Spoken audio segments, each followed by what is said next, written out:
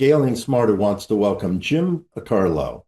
He has been in the revenue growth and leadership world for the last 30 plus years. Jim has a best-selling book on leadership, and he has taken companies from $100 million to $1 billion. And we're going to explore what he's done and how he's done that and how he's turned that into a best-selling book. Jim, welcome to Scaling Smarter. David, thank you for having me. I'm excited to be here. I'm excited to talk to your audience and hopefully bring some value to them. I'm hoping I can learn a little bit from you as well. So tell us a little bit about your background and what you're doing now. So I have been in the healthcare industry my entire professional career. Originally, starting in 1983 to about 1996, I worked predominantly for health insurance companies, helping to grow them. And in the late 90s, I had the opportunity to transition to the technology side of healthcare, which was an interesting flip. But I also, at the same time, branched out and did work on both the provider side of healthcare and the payer side of healthcare, which sort of makes me understand both sides of the argument and what each other's trying to look for. But the last 25 years in leadership, 25, 30 years or 25 years have been specifically on the technology side of healthcare, where I've done a lot of mentoring and developing of other leaders. And the one thing that I kept seeing was we had a habit, and this habit I have validated is not just in the United States, it's worldwide, that we do very poor succession planning. And over the years, as HR has cut training programs and different things has happened, when it comes time to finding a new manager, people start to scratch their head. And they typically will end up promoting someone who's a very good individual contributor from that either individual team or a nearby team that they plop into that role and they wish them good luck.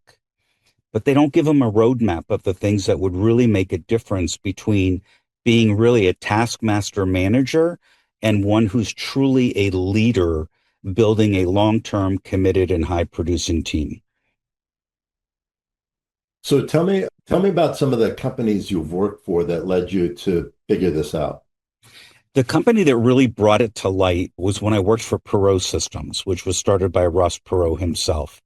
Mr. Perot was an amazing individual.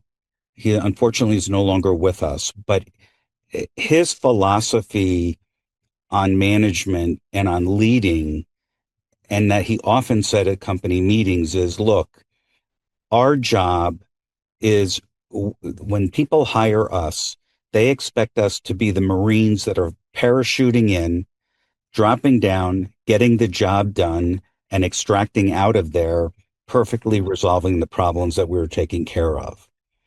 And he used to have a philosophy on hiring and said, look, I only want you to hire winners. And if you can't hire winners, hire people who hate to lose. And That sounds very much like him. Yeah. it is definitely like him. It is definitely like him. But one thing that made him different was how he cared for his employees. And I'll give you an example. We had a policy that if somebody on our team, either themselves, the employee, their spouse or child, or one of their children, had a serious medical condition, we had to report it to his office, and we had to ensure that we were helping that family get the best care possible, regardless of where we had to send them or they had to go for that care. Nobody, not any other company that I've worked for, have gone to such extent to take care of their own families. And that, to me, that compassion and empathy really taught me that was a huge differentiator and why Mr. Perot had such a strong following from his employees. Yeah. Yeah. And No, I've never heard of another company that focuses on the individual employees like in that way. yeah, and I'll tell you a quick story. I had a young man who was 28 who had to have open heart surgery and have a valve replaced, which was considered serious, and I had to report it. And Mr. Perot's office was wanting to bring the young man from California to Texas because he felt he could get better care in Texas than where he was in California. Ultimately, the employee decided to stay in California because his family was close by. My responsibility was to make sure that family was taken care of. So I was arranging, I called the hospital before the kid got admitted or young man got admitted. And I said, I need to provide food to this family 3 times a day. I don't care how we do it. I'm going to pay for it. But I have to make sure that anybody that is there visiting this individual has food to eat. And they didn't know how to solve it. I talked to dietary, I talked to the COO. Eventually, the CEO calls me and he said, what are you trying to do? I said, I have an obligation to take care of this kid's family. And I have a choice. You can either help me and let them get food out of the cafeteria or somewhere and bill me, or I'm sending caterers there 3 times a day. And they'll go to the waiting room on whatever floor the patient is on, and they will feed the family. He said, you're going to do that 3 times a day? I said, I have an obligation to do that. And so he said, let me call you back. So he calls me back a day later and he said, I found a way to do it. You don't need to send caterers into here, which would really disrupt the staff and get them upset. But we found a way and he and I worked out how we would do it. So a couple months later, the young man comes back to work. Everything's going fine. And all of a sudden I realized I never got a bill from the CEO. So I picked up. So I picked This up. is the hospital CEO, right? Yeah. Yeah. So I picked up the phone and I called him and he called me back and I said to him, I said, I've been waiting for a bill. I owe you money. You fed that family for a week and I promised to pay you. And he said to me, he said, Mr. Carlough, he said, I'm not sending you a bill. He said, you taught me a very valuable lesson about taking care of your employees. He said, and I would have never have thought about that. And I run a hospital. He said, but that small deed of making sure that family had food went a huge way in keeping that family together so that they didn't have to be running back and forth out of the hospital to get food. He said, and I've made sure that my leadership team knows that we need to take care of our employees the same way. Ironically, that must have felt great. Yeah. It felt great that we were totally willing to pay for it. We were totally willing to fly the family to Texas and even put them up in housing. But the reality is showing that level of compassion for employees creates loyalty. Oh, no question. No And question. I'm just and everybody impressed with a hospital CEO that would have been willing to adopt that. I don't think you'd find too many hospital CEOs today that would consider that. I agree. And this was actually a university hospital. So I don't want to give its name out, but it was a university hospital. But it was that impactful to the CEO that he adopted that practice and went forward with it with his team.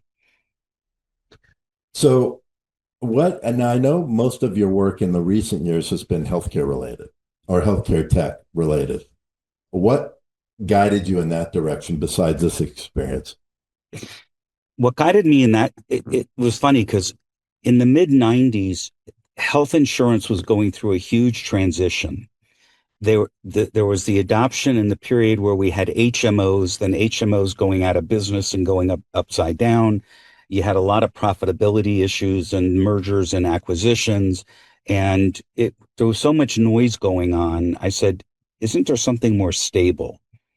And I just started to look on the technology side and happened to get involved with it wasn't a startup, but it was a Canadian software company that served the hospital market, but only in Canada. Our hospital systems are the same in Canada. It's just the reimbursement's different. And it was an English product. It wasn't in French or anything. I brought them into the US and became their executive vice president of sales and marketing for all of North America and brought them in. And then from there, I ended up at Perot Systems. After a few years getting them set up here in the US and operational. and refining their capabilities even in Canada. I found an opportunity came to me from Perot Systems and I jumped on it.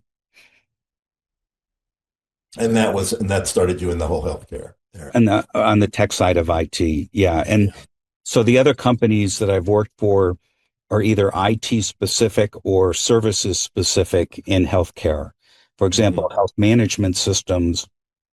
I started in 2008 to 2015, and they were a technology led vendor, but primarily recovering money for Medicare and Medicaid and fraud, waste, and abuse, overpayments, underpayments, and trying to ensure that Medicare and Medicaid were in fact the payers of last resort.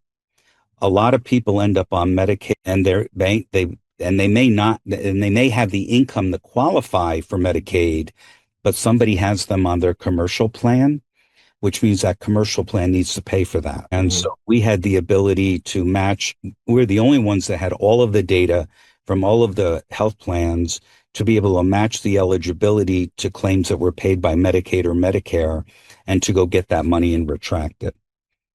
And ironically, we did it all on contingency fee. And now there's a lot of money there. So contingency makes a lot of sense, especially your confidence is high that you can resolve a lot of these healthcare payment issues, right? That is correct. That is correct. Yeah. So I get that. I get the revenue model there. And now you work for a company called Impulse. Yeah. Impulse is a digital engagement company. We have several components to our offering. We offer everything from the ability for us to interact with members directly via text messaging, email, IVR, to help them engage more in their healthcare. Simple example is you're recently diagnosed with a new medical condition. We can push content out, either video or just written content, to help you understand what it is you're going through, what resources you can call upon, and provide those resources to you. We also have an analytics arm where we can do population health things and find populations of people who are underserved. One of the things that health plans struggle with the most is about 20% of their patients produce 80% of the cost.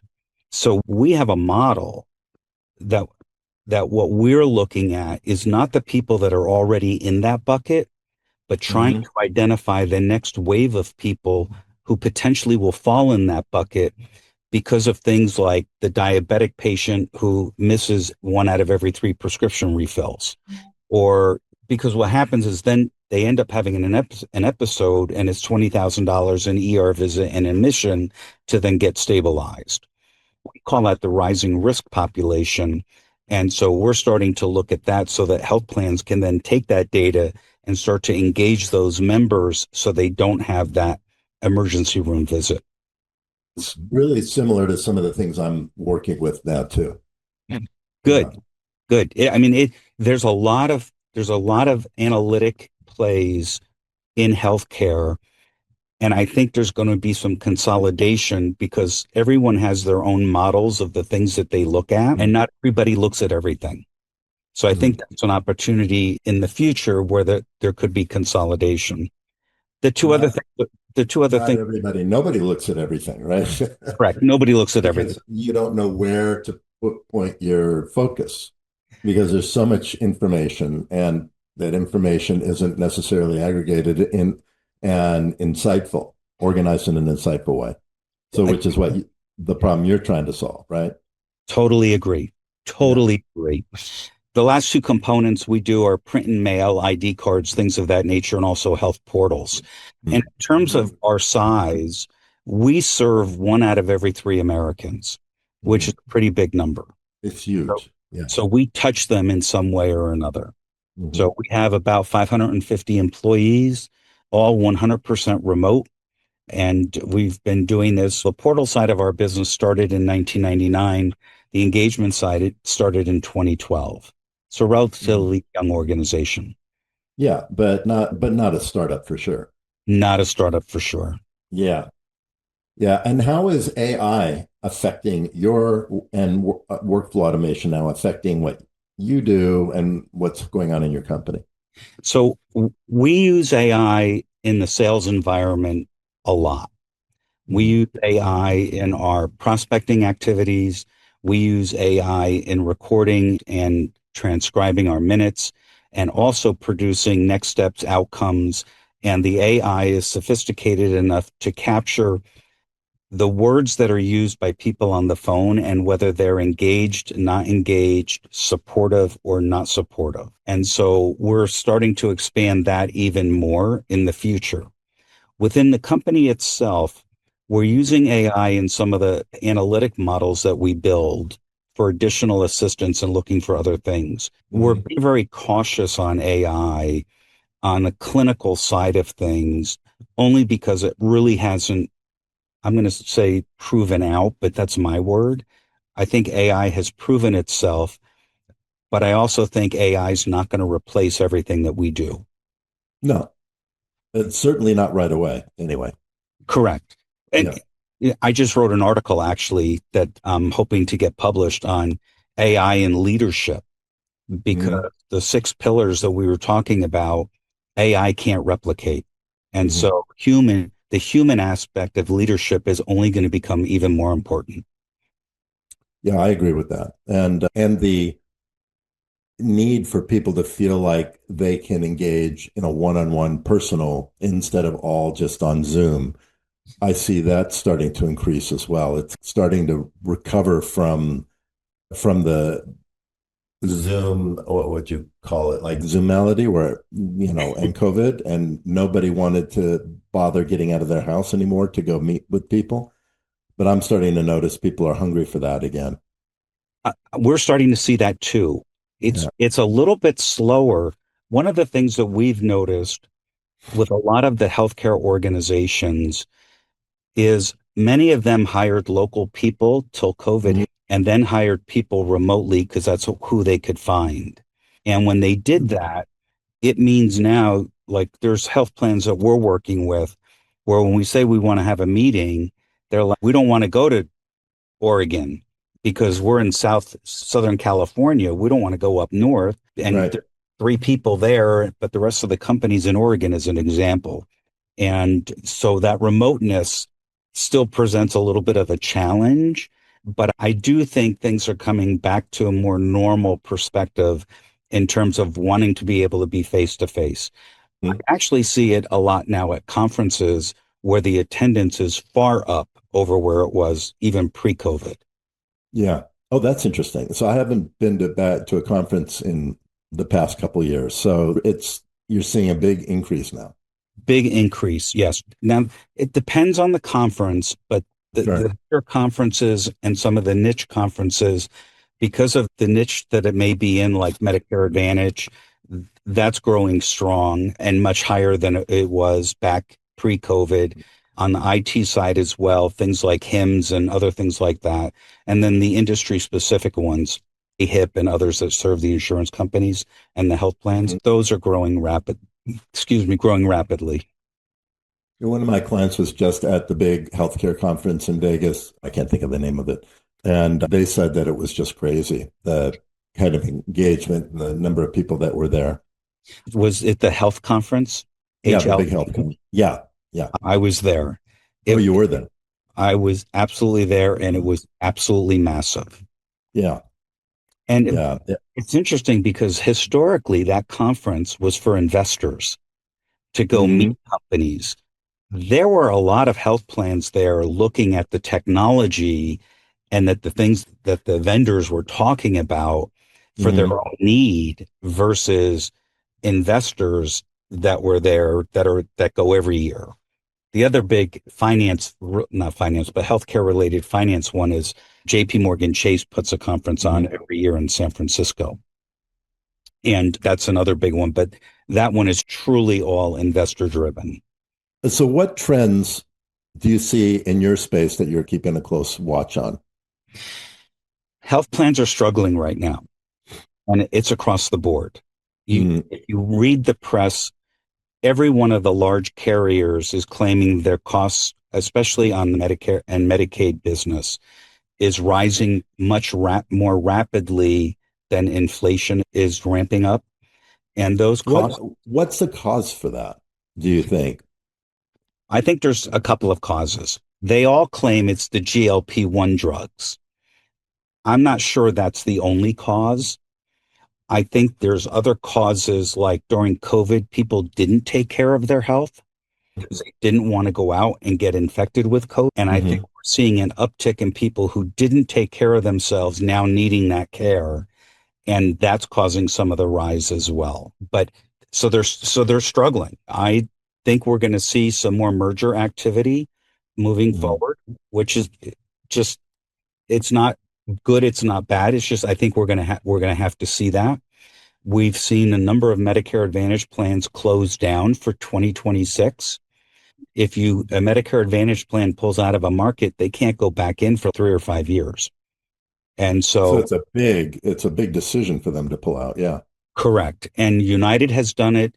Humana has done it. Cigna sold their Medicare Advantage business. And so it's pretty much across the board.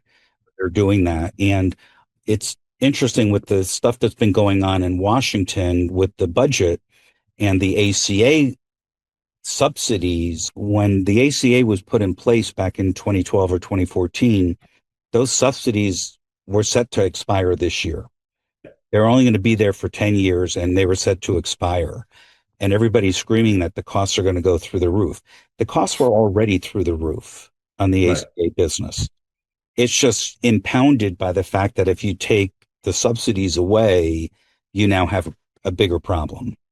And Right. now how are you going to serve that population? So Hmm. there's some interesting trends happening. There's things in the employer market called ICRAs, where employers in essence can pay the premium for an employee to join an ACA plan. Now, the benefit to the employer is they don't carry the risk then.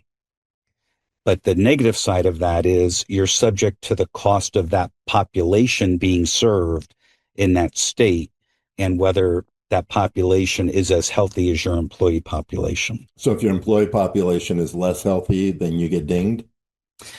So in the employer market, depending on the size of the company, if you're a 500 life employer, you may or may not be self-funding your business. If you're Hmm. self-funding it, you're paying the claims yourself. Now you'll pay them to a stop loss level, and then you'll have a reinsurer take the higher claims. But you, in essence, are paying up to $100,000 worth of claims on an individual. But you can get different stop loss levels. And so from that perspective, it's cheaper for them if they see that their costs have been rising a lot more to go to an ICRA type situation where you can pay the premium for the employee and they get on an ACA plan. But I don't see a 500 life employer company doing that. I see the small employers doing that. I think the larger employers may end up going back to what we used to call retro rated, where you paid something and the insurance company would estimate what the claim cost would be for the year. If the claim cost came in under that, you got a rebate or a refund. If the claims came in higher than that, you got a higher increase for the next year. But I think that's the gamble that some of the players would, some of that, the true larger employers may opt to do if they're concerned about the rising of the risk. Tell me about your speaking engagements and what gets you into that and what your focus in those speaking engagements are. So I primarily focus on 2 or 3 different items. The number one item I get asked about is the 6 pillars. In fact, I'm speaking next week in St. Petersburg, Florida, at a Medicare Advantage conference specifically on that and how the 6 pillars are more important during a time of financial distress that the health plans are having. And because of that, they're having layoffs. They're having to make cuts. They're having to get out of certain business lines or get out of certain markets. And the conference organizers have asked me to put the spin on it as to what they should be seeing from their leadership during Mhm. these times of transition. So it's a segment of the framework, but it will be solely focused on this challenges that health plans are going through this year. I think I titled it Making It Through the Storm. Because if you go back to last year, this time, most every carrier was reporting losses. Mhm. This past quarter, Q3 is the first time we've seen a lot of those turned profitable again. So the storm's not over yet. And there's Mm. still companies that are saying they're reorganizing and trying to find efficiencies. So the timing of the presentation is still warranted. And you talked about, what was it, G1 drugs? GLP-1 drugs. It's the GLP-1 drugs. Okay. Olympics of the world. Okay. And why do you see those costs going so high? Now you're going to get me on my political soapbox where I think the American public pays a ultra high portion of the R&D for most Right. medicals for most medications that are developed, regardless where they're made. I think we pick up that tab, and I don't think it's necessary. I mean, we first Yeah. saw this hit us a Yeah. couple of years ago with the EpiPen, where Mm-hmm. the EpiPen went from $100 to $1,200. Yeah. And in essence, that became, I called it gouging. I may not be right, but that's what it felt like at the cash register. And Mm-hmm. they were the only thing you could get. But if the GLP-1 drugs are all brand new, they're all very expensive, they're all trying to recoup their R&D costs, and you can actually buy the same medications in other countries significantly lower than what we pay. Yes. Yeah. And I've never understood why the American public has to burden that R&D cost.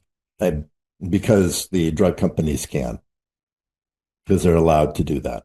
Because they're allowed to do that. And their Mhm. argument is we're a wealthier country and the underserved countries deserve a little bit of a break. However, and I don't know what a GLP-1 drug truly costs. Let's say $1,200 a year. I know it's more than that. It's probably closer to $1,000 a month. But if you're talking a third world country that needs it to treat a diabetic, they should be able to get it cheaper, not for Yeah. free. But Yeah. got to be a different scale than the way it's tilted today. Yeah. I completely agree. So I always ask at the end, what's a favorite book you think that my audience would be interested in that you've read? A favorite book Yeah. outside of my own. Which, and the title of yours, give everybody the title of yours. The title of my book is The Six Pillars of Effective Leadership, A Roadmap to Success. Though I'm going blank on the name of it, but it was written by two Navy SEALs and it's on leadership. And oh, crap, wish I could remember it. Jacko, somebody wrote it. That's okay. Anyway, Okay, you gave us enough information. We can look it up. it was a multi-million-dollar seller. As soon as we hang up, I'm going to remember the name of it. Of course. And if I do, I'll email it to you. You can put it in the show notes. Okay, I'll do that. Sure. Yeah. So anyway, Okay.